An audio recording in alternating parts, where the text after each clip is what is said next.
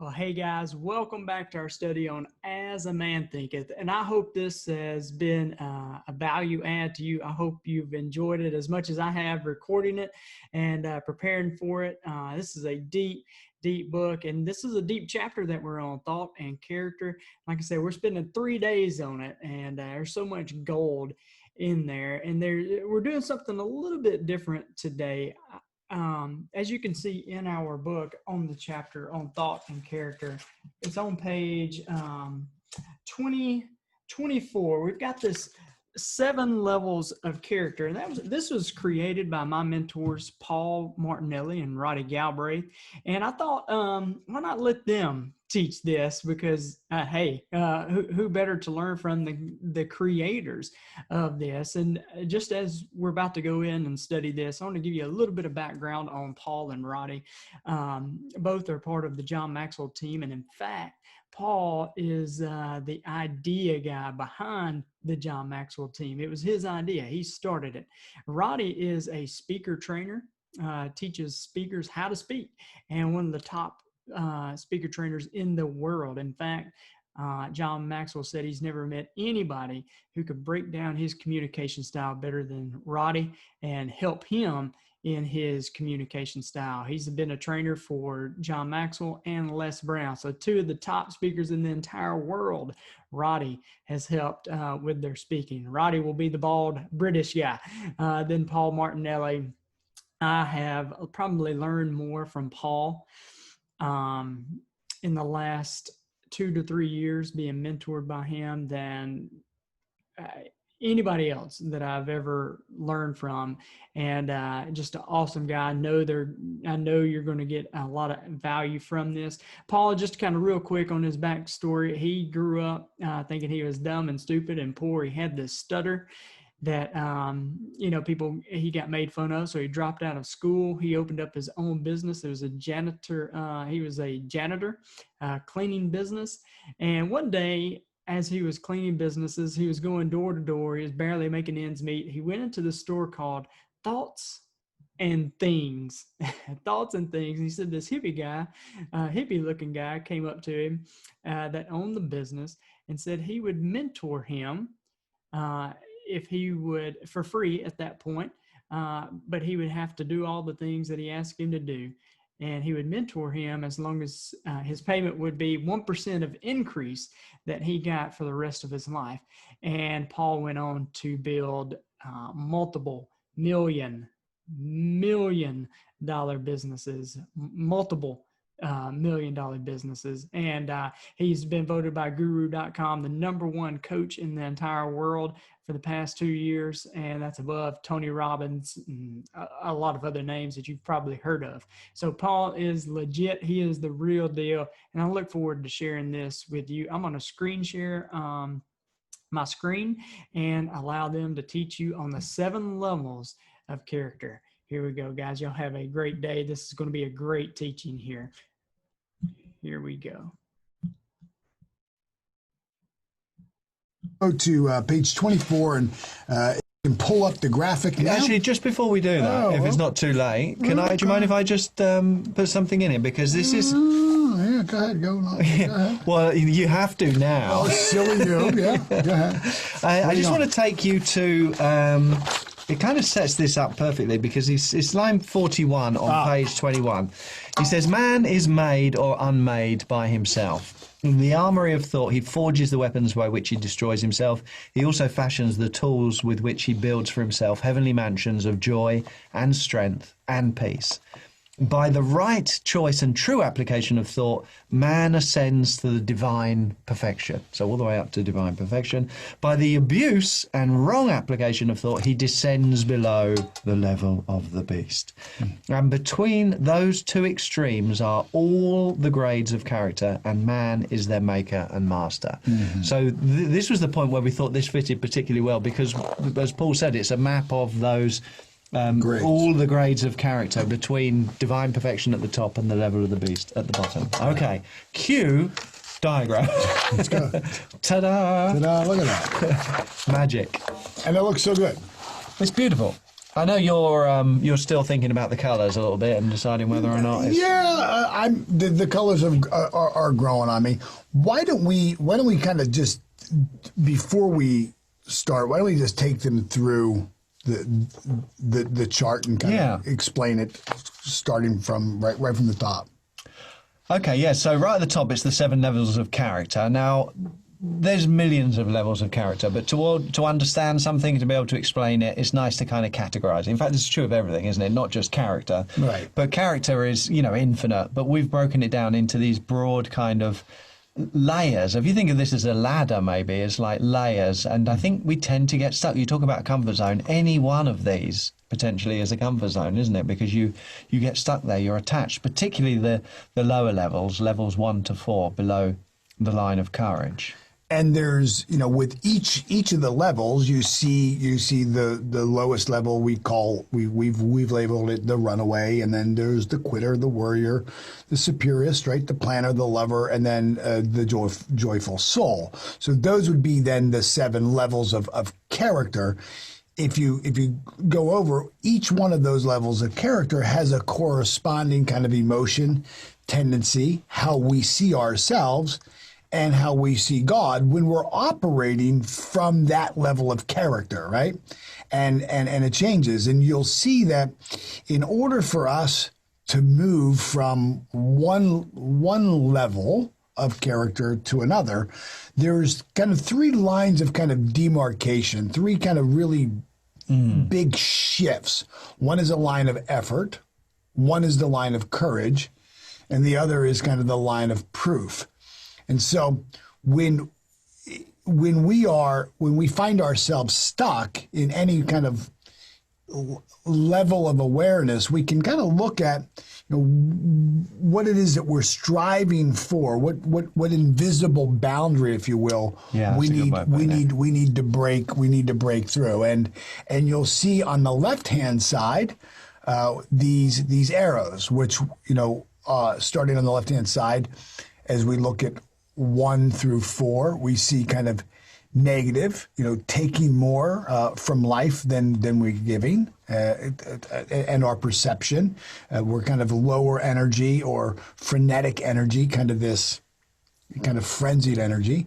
And if you go over to the right-hand side, we've kind of defined this as kind of selfishness. It's kind of, we're focusing on getting and having for ourselves. These are kind of, I guess, attributes, right? Or perceptions. Tendencies, maybe. All of those things, really. But I think below the line of courage, the key thing is it's negative, isn't it? Because you're focused on yourself and selfishness and getting and having just for you, then you tend to be consuming more energy from life than you're giving. It's not about anyone else. It's about you and what you can get. And for most of these, what is the motivator? A lot of times, although it's interesting because we only see the word one time. It's kind of fearful, but one of the reasons why we're trying to take more than giving is we're operating from scarcity. Right? Yeah, and there's usually 2 big fears that we have as part of our human experience. If we were to find if you were to think of all of the fears that we have, they can be boiled down to a belief that we don't have enough, or that we aren't enough. Right? We don't have enough, or that we aren't enough. Yeah, I think fear is probably behind all of those below the line of courage, isn't it? The fear is, behind all of them. Absolutely. And then so when we go above the line of courage to what we would define then as the positive, this is where we're taking less from life than giving, right? Yeah, we're a net contributor rather than a net consumer. Yeah, we're being really pulled by our vision, and we're operating from creative energy, right? Whereas maybe at the lower level we would be operating from competitive energy. Here we're focusing on creative energy. Then all the way over to the right, we're operating from this level of generosity, right? Being and giving for others. Yeah, it's all about others, isn't it, instead of yourself there, which is a big difference, isn't it, to your energy and how you take part in the world. And I think perhaps one of the reasons why we can feel comfortable in the peace of knowing that it's for others is because we see ourselves connected to all. So even though we can now make room for others because we recognize our connection to all, right? Yeah. Not separate from them. Whereas at a lower level of awareness, we may be operating and seeing ourselves separate from others. At a higher level of awareness, we see ourselves as one with all things. And of course, if you go all the way to the top right-hand corner, how do we see God? We see ourselves as oneness with God, right? How do we see ourselves? We see ourselves as perfect, right? And so, should we start from kind of the lowest level of character? And yeah, can I just pick up on one thing, the perception and the vision, because I think it's easy. Below the line of courage, we're saying these are negative states, but they've got differing levels of energy. The ones at the bottom, below the line of effort, this is where you're kind of, to differing degrees, giving up on life. The runaway is shrinking and hiding away from life. Whereas the quitter is not running away, but just rolling over. So not retreating and withdrawing, but just kind of giving up as a cry for help. So there's not that much getting done in those levels. So the low energy, that arrow there on the left denotes the low energy from these levels. You go up to the next one, though, there's lots and lots of energy in hate and pride and worry.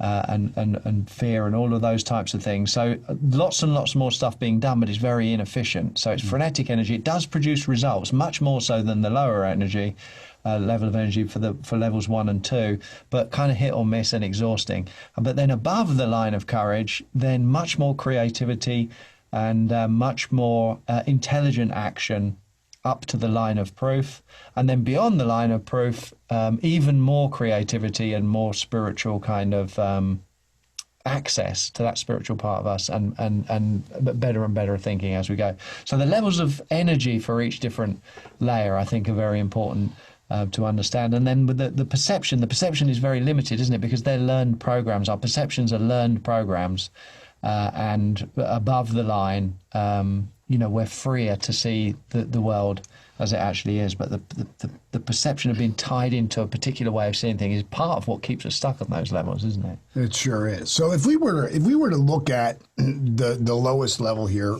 and now we're talking about these are the 7 levels of character, right? And again, think of these 5 key areas of your life that we talked about in yesterday's lesson, right? We talked about your spiritual awareness, your primary love relationships, the awareness of freedom of time and money flow. We talked about your personal and professional development. We talked about the health of your body temple, and recognize that this is an exercise here and chart that we want you to look at from a perspective of awareness, not judgment, right? And so, at different times, different parts of your character, you may operate from a lower level from time to time for short periods of time.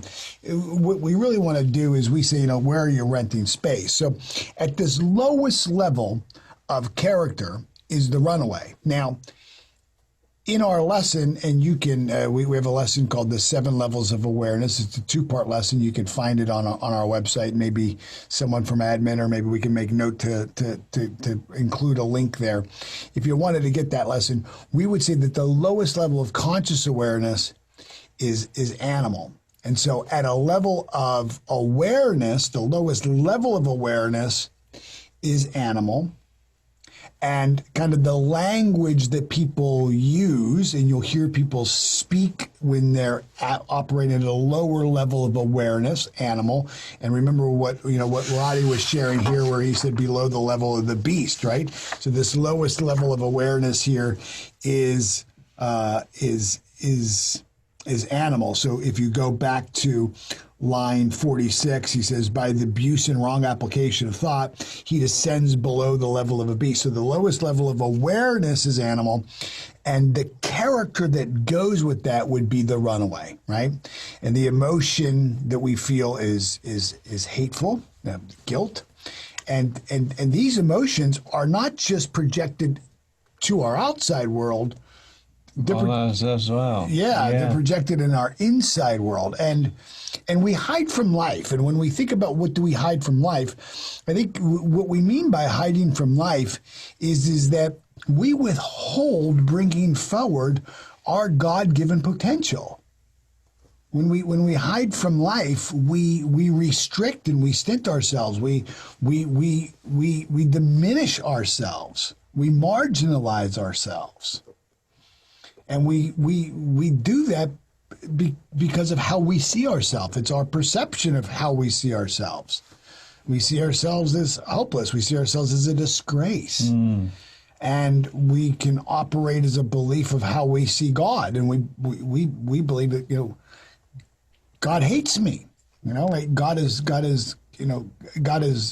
working against me. And that's a programmed perception, isn't it? That's because of what we've learned and our experiences, and we've come to see ourselves that way, and that's the way we see life. And it's natural then we project that onto God, isn't it? And say, we see God that way. And of course, this is low energy. And so as somebody who's operating at an animal level of awareness, that is, blaming other people, see what you made me do, you made me mad. That's the language of somebody who's operating at a lower level of awareness. If they're operating at an animal level of awareness, see what you made me do. The character trait is they're the runaway. Do you expect this person to produce? Right. I was going to say, what is this going to mean for your business if you're stuck at this level? Yeah, and in any one of those areas of your life. Now, when we raise our level of awareness from this animal level of awareness, the next level of awareness up is mass awareness. This is kind of where we kind of follow the crowd. The character trait there is really the quitter, right? It's really the quitter. The emotion is kind of apathetic. Yeah. Right? Just like, what's the point? Why bother? Yeah, why bother, right? And why don't you speak to grief? Because I think that's an interesting emotion that most people wouldn't equate here. Yeah, it could be grief for anything. It could be grief for a project. It could be grief for a pet. It could be grief for relationships. It could be grief for your health. It could be loss of house, home, marriage. It could be anything. And there tends to be, where it's kind of overwhelming. It could be you just kind of giving up. You can't function. You're kind of brought to a stop, aren't you? And you kind of giving up on everything else because it's taking over. And I think most of us have heard, a winner never quits and a quitter never wins. And so if the character is that of a quitter, then of course you lose. And when there's loss, there's grief, right? And so exactly. So that's kind of, if you're wondering why that's there, that's the connection. And these can be healthy states to move through, of course, can't they? Sure. To be in grief has its purpose, but it's when you get stuck here that it can be a problem. And if you do get stuck for long periods of time in these lower levels, then I think one of the questions you've got to ask yourself is, what good is it doing you, and how long are you going to stay there? And particularly for shame and guilt down the bottom, how long are you going to keep punishing yourself? You ask that question very powerfully at Turning Point, of course. How long is long enough? When are you going to be, when you have done your penance, and you can move on? Yeah. But also, if you stay here, poverty consciousness is going to follow, and poverty is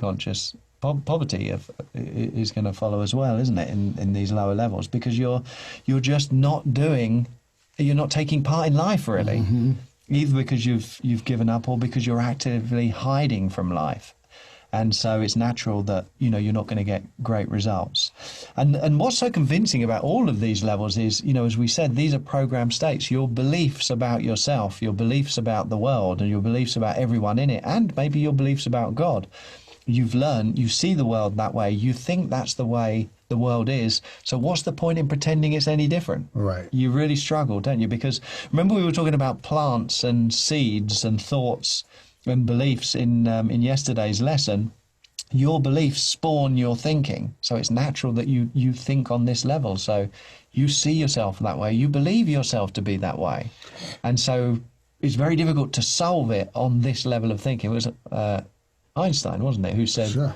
The significant problems we face in life cannot be solved at the same level of thinking that created them. You can't solve it with the thinking that you have at this level. You need help, or you need to somehow see things differently, or some kind of breakthrough, some kind of turning point in order to help elevate yourself. And of course, it's easy to see how someone who's operating at this level of character and this level of awareness, has an identity, right, of helplessness, right? Right. They feel helpless, and they don't feel that God cares, right? That God cares for me, and that's how they're operating. That's their perception. And that's how they're seeing themselves, and you can see how, this is a really destructive. I always say, this is bad mojo here. Yeah. This is really set yourself up. Now, to break free from these two lower levels of character, is the line of effort. And so, why don't you talk about what we mean by this line of effort? Because I think it's important. Yeah, because it marks the point where you're stepping forward and taking part in life. Because below, in shame or guilt, when you're hiding away from life, there's very little energy. So they're negative emotions, but there's very little energy. Above that line of effort, there's still negative emotions, that kind of craving and addiction and anger and fear. There's still negative emotions, but there's a lot more energy. And you think about, alive with hatred. That's not a passive state, is it? Livid with rage is not a passive state. Whereas kind of hanging your head in shame, being humiliated, is very different. There's enormous energy behind trying to get even. Now, compared to the higher levels, that's not necessarily a good thing. Sure. But compared to the lower levels, it's a step up. Right. And the same for fear. If you're fearfully trying to achieve things, maybe, you're fearfully trying to earn money, it may be destructive to your health. It may be very kind of angsty and driven, but you might achieve some things in that process. So that line of effort marks the difference between. I like to think of your thinking as being, because this is as a man thinking. So think about what it does for your thinking. At the lower levels, you're not using your best thinking. You're not using your best ideas because you're like, either I'm not good enough or what's the point? So you're not even using your best thinking. Above the line of effort, you're doing all you can. You really care. You're driven to try and use your best thinking. It's just your thinking is limited to that level. So there's not much space for creativity to creep into your thinking. You're not asking God for help. You're not trying to look for inspiration. You're kind of relying on your own mind and your own determination. If you're working 14 hours a day to get the results that you want, you think the answer is to try and find a way to work 15 hours a day or 16 hours a day. If you can just do more, then you'll be able to get more. And so it's very sporadic because of the negative aspect of the emotions. You're using your thinking, but your thinking is limited. So that's really the line, why the line of effort is important. Levels 3 and 4, you can achieve some stuff. Sure. Levels 1 and 2, you don't achieve very much. I think what's important, not that I think all of it's important, right? But right. When we look in between the line of effort and between the line of courage, we look at 3 and 4. We come to this realization that you are operating at one of these levels of character in every area of your life. Right this very minute.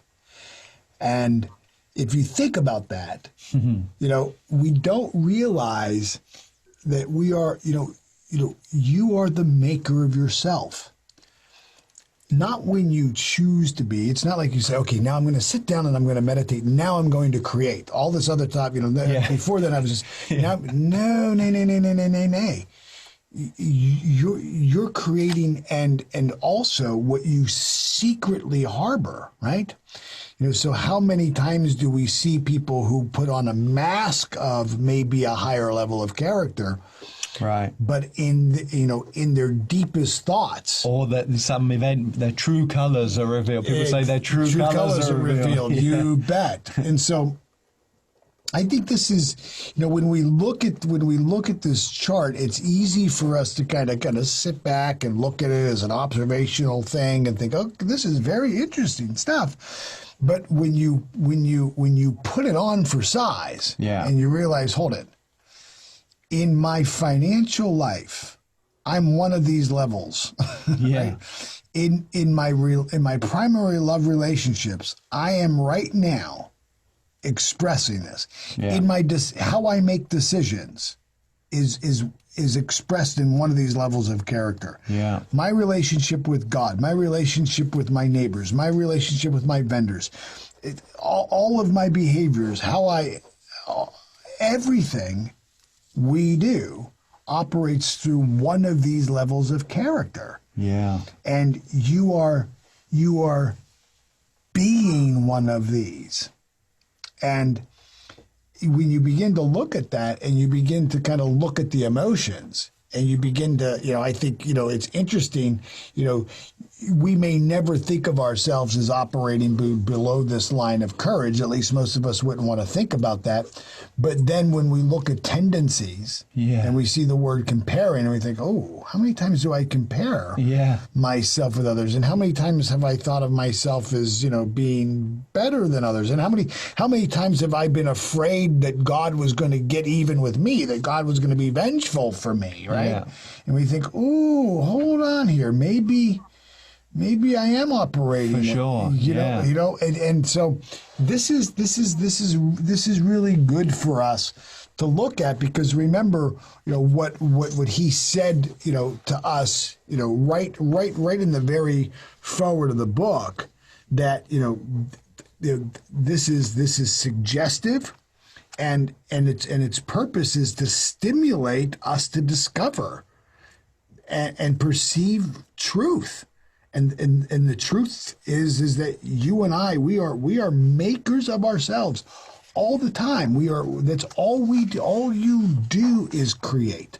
And you create really through these levels of awareness. Now, when we move up from levels 3 and 4, from kind of the worrier and the superiorist, that really does take courage, doesn't it? It really does, yeah, because below levels 1, 2, 3, and 4, they're all negative, but they're so familiar to us, whichever level we're at, or a mix of all of them, and we really cling to that, don't we? We cling to the familiar, even though it's unpleasant, even though doesn't it's serve not us. We're not getting what we want, but we still cling to it because it's familiar. I remember Wayne Dyer on a PBS show once was talking about, he said, it's kind of like we're clutching hold of this rock because it's all we know, but the rock is hurtling towards Earth, but because we don't want to let go because that's scary, but so we're just kind of clinging to it. And that's what we're doing below this level, really. It's familiar, but we want to cling on to it, even though it's not what we want. And to let go of that, to let go of the familiar, it takes enormous courage, doesn't it? Yeah, it's that, the Buddhist religion would tell us that, those attachments is the source of all suffering. Right. So when we're attached to the emotions, when we're attached to the tendency, when we're attached to our perception of ourselves, our identity, when we're attached to, our belief about, how God is or sees us, all of that sets us up for pain, for hurt. Yeah. Right?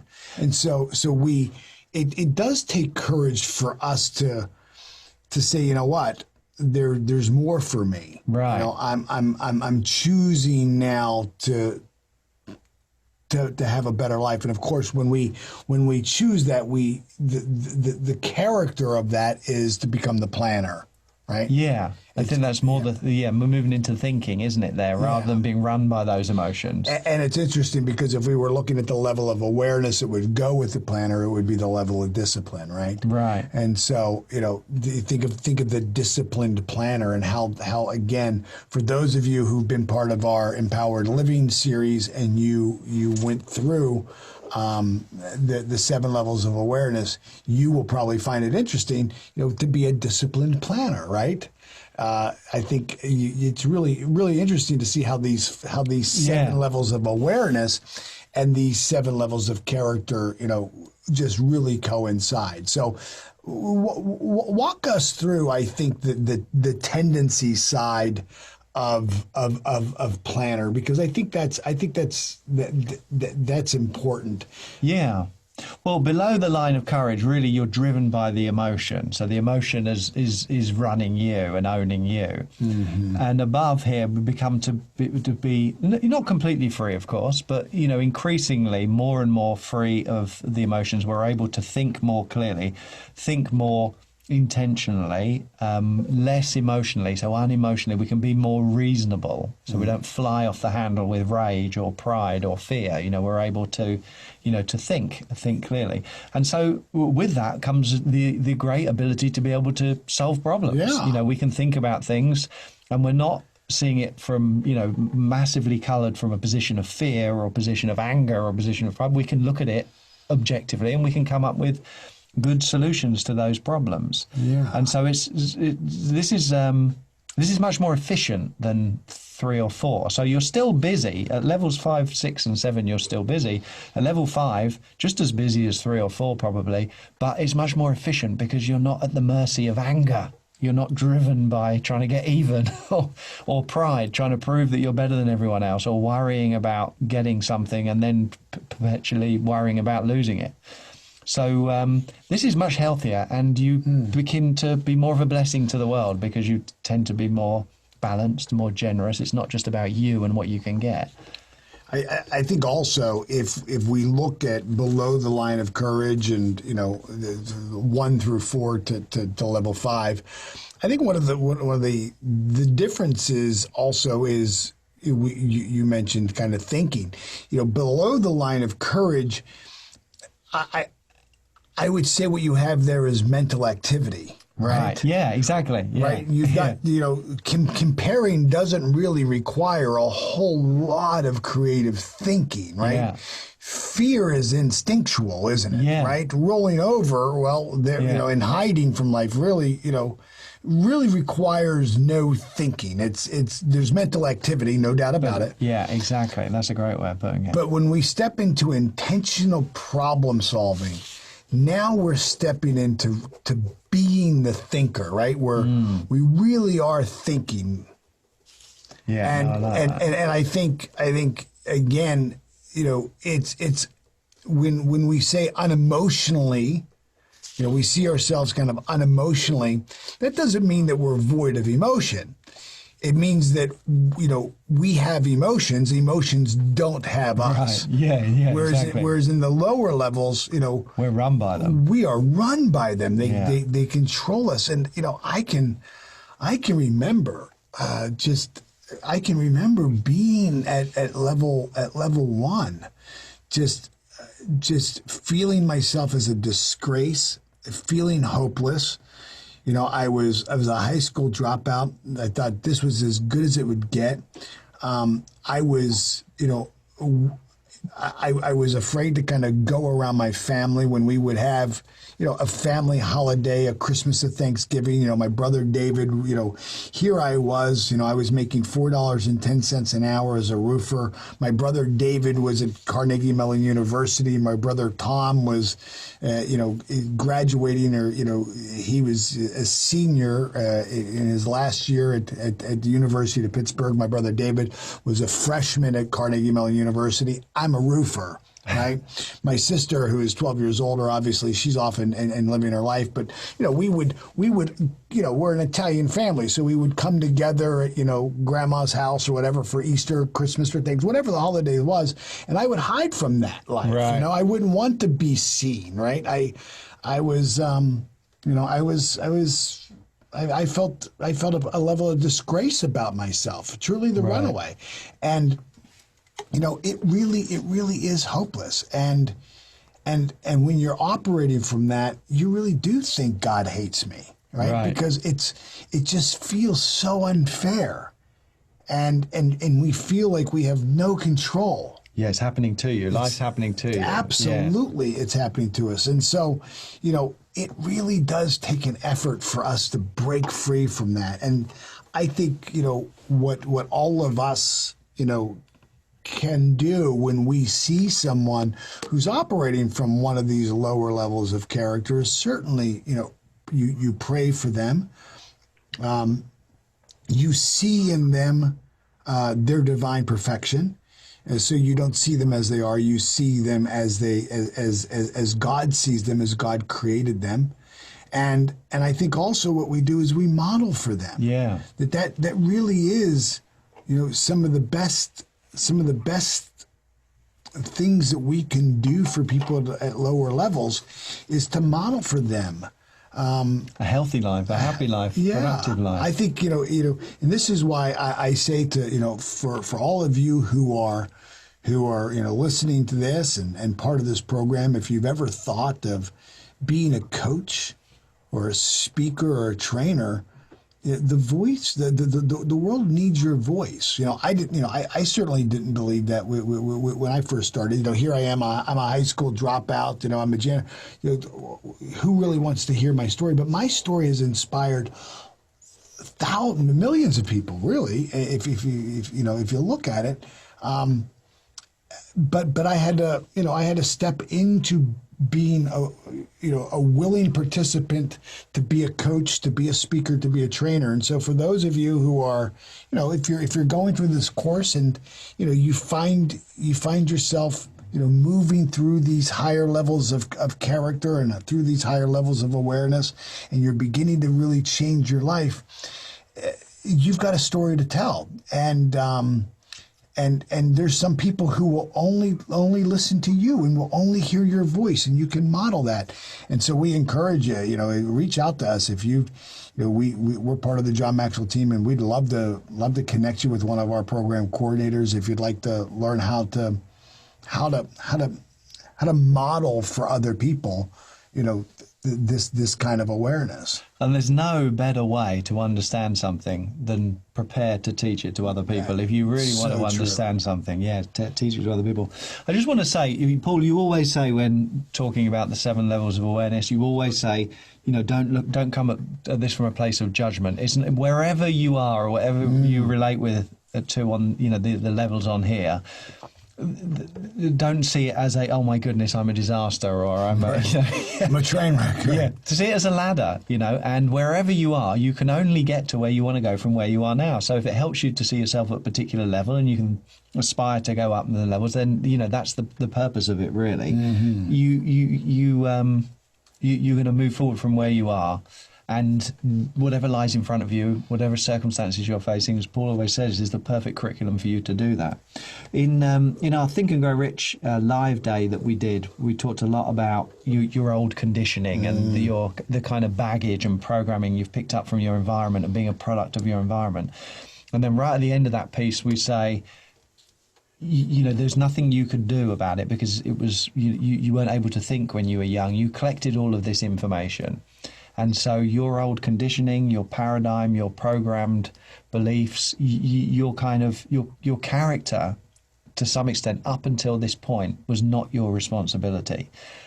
But if you want to change it going forwards, once you start thinking about this stuff, once you see a chart like this, then it is your responsibility if you want to change. So it doesn't matter where you are or where you relate or identify on the map. Just kind of look up and think, right, I want to move up from there. Don't start beating yourself up and make it worse. Talk about this line of proof, because I think this is, this is an important distinction between the line of courage and the line of effort, and I'd wonder where faith comes in this. Yeah, absolutely. Because increasingly with 5, 6, and 7, you're using more and more. You're tapping into more creativity. whatever kind of your map of the world is, how you explain that, intuition or God or universal thinking or infinite intelligence or whatever, but more and more outside of you. I think there's a limit or a block where we say, you know, I can do it myself. It's all me. It's me and my wonderful thinking. You know, you're limited there. But the more you can open up and say, you know, I need help. I need help from other people. I need help from something else. I need help from higher intelligence. I need to tap into the spiritual aspect of my personality.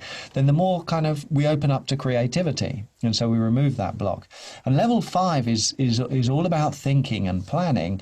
And to some extent, that kind of intellectualism is a block, because there's lots of people in the world, and I know because I was one of them and still wrestle with this a lot. You know, we take a real kind of stubborn intellectual pride in our own ability to solve things or our own kind of thinking. And if you're an engineer or with a science background, or you love proving things and understanding things, then anything that is beyond proof, like spirituality, let's say, is a real problem for you, because you're like, well, if I can't measure it and I can't prove it exists, it doesn't exist. And if you don't think it exists, you can't make use of it, or you can't take of it. So this is a ceiling on this level of thinking, if you like. So it's much more efficient than the levels of below, because you're a little more creative, you're much more effective because you're not driven by the negative emotions. But the ability to ask a higher power for help is not available for you if you don't think it's available for you, because it doesn't exist. And so you've got to cross that line of proof. And here and now, it's not a line of courage, but it's a line, exactly as you said, of faith. Yeah, because when we think of the line of proof, we would think that what we're saying is that you need proof. Actually, what we're saying here is this line of proof is that you don't need proof. Right. This you're willing to say, you know what? I don't need to have the proof.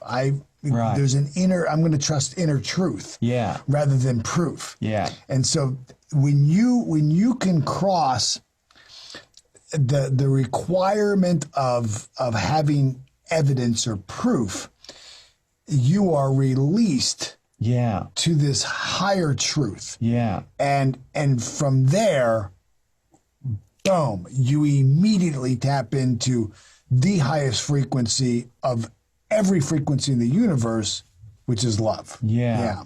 That's powerful, isn't it? Really much is. more. But interestingly, though, I think what tends to happen, and I know you've experienced this yourself, as you go above the line of proof and you become less attached to proving things and science and logic and the intellect, and you open up more to being a blessing in the world and giving more and being generous and tapping into more of this kind of energy field of love, your goals tend to change, because of a lot of the drivenness below the line of courage, where you had to prove to people that you were better than them, and you had to have the biggest and the fastest car, and you had to have the fanciest clothes, and you had to have the biggest house, and you had to have more friends, and et cetera, et cetera, et cetera.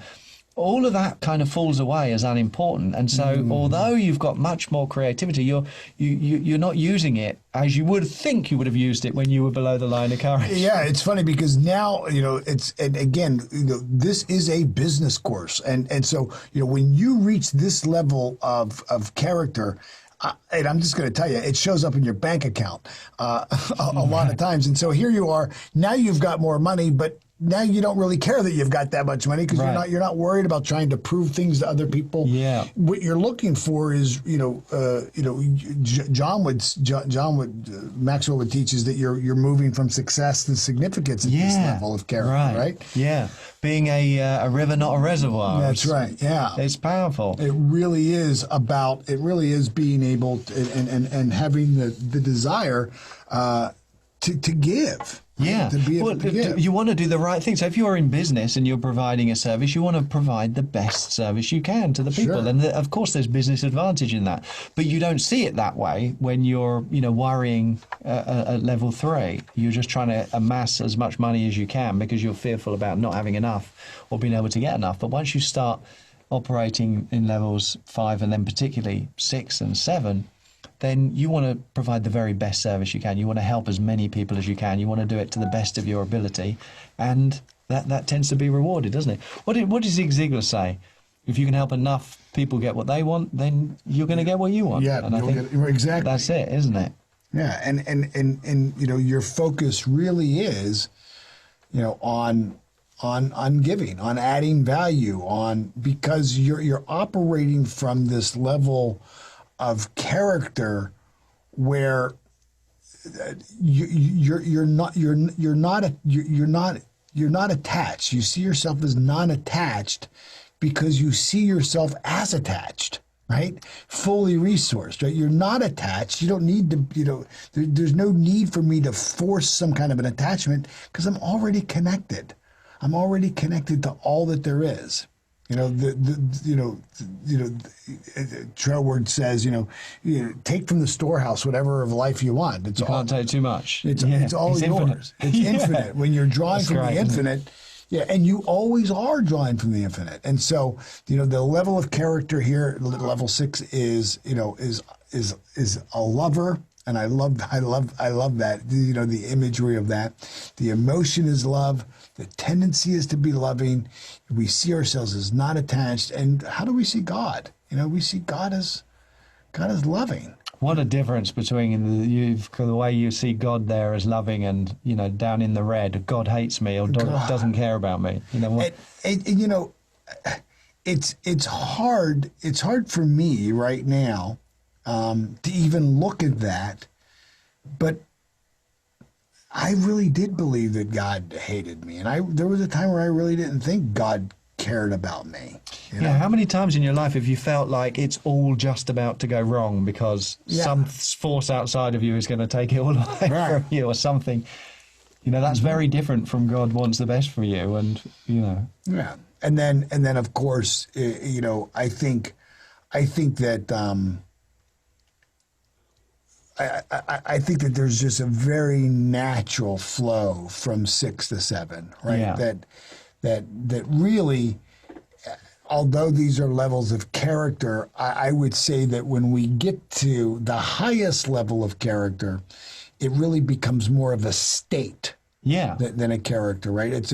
We be a joyful soul, and of course we're gonna, tomorrow when we dig and finish in the rest of the chapter, he mentions the soul here, and we're gonna get to that. And Serenity, the chapter 7, level 7, Serenity at this level, it's really being a blessing to the world. The thing that I think is so important here, which we got to really mention, is that the loving becomes unconditional love. So love turns to unconditional love with the capacity for forgiveness, because no one's perfect. Everyone kind of disappoints, don't they? And if we're dependent, if it's conditional love, I'll love you, or you'll get my love if you'll just do what I want, or you'll change as I want you to change, or if you were just thinner or faster or prettier or more handsome or richer or whatever it is, then it's conditional.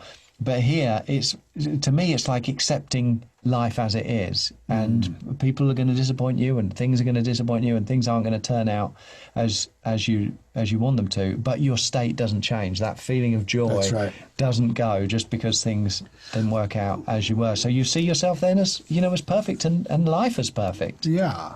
As you are, right? Yeah. Will you share? I mean, you and Susan have been very intentional about anchoring in your kids this idea of unconditional love. Yeah. And it's something that that you and Susan made a decision. You came to this level of awareness and realized, wow, as a parent, you can affect these levels of character in your children. And so share with the everyone, what you and Susan do kind of to express this. So I think the first thing is, I remember Amelie said she picked up my book not that long ago and read it for the first time. And in the beginning there's a dedication, and it says to Amelie Nicole, the world changed forever the day you were born, because she's our first-born child, and so it did.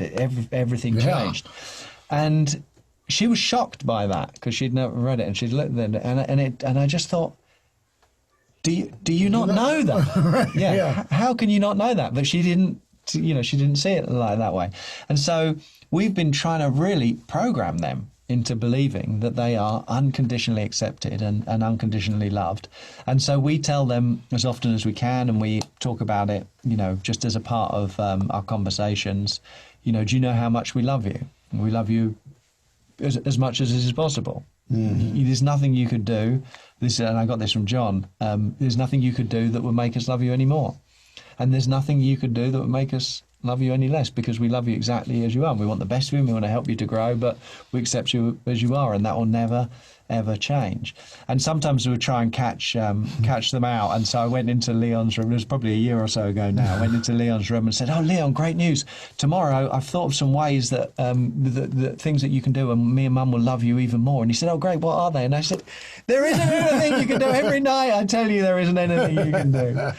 So I think it's, it would be great for all of us to reach this level of unconditional love. But I think one thing we can do for our kids, I think it was Mother Teresa said, if you want to change the world, love your kids. Start there. That in itself will change the world. So if we really want them to believe, because it's been programmed into them from a young age, that they'll never lose our love, and they can't kind of do anything to earn anymore, because we love them unconditionally. And let's recognize that these are the 7 levels of character for you, and so unconditional love of yourself. Yeah. Is do you love yourself unconditionally?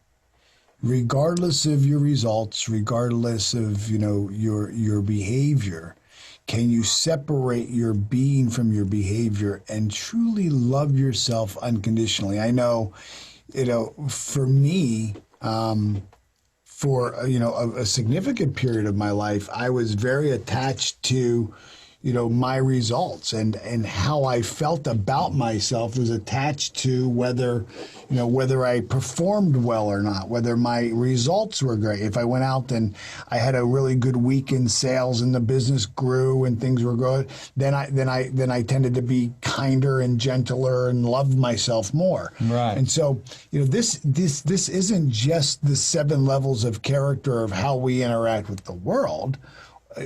For ourselves, these emotions for ourselves. Certainly we project these in other, to other people and on other people. Certainly, and yet the highest expression of these levels of awareness are to ourselves. So I think if you don't love yourself, actually, it's very difficult for you to love other people. You think you do, but actually it tends to be controlling or possessiveness, or it's about you maybe it's infatuation. It's very different from love, isn't it? And when you do love yourself, then you can be loving to others. And when you see yourself as perfect, you can see everyone else as perfect too.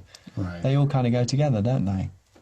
Well, I think we've done a good job at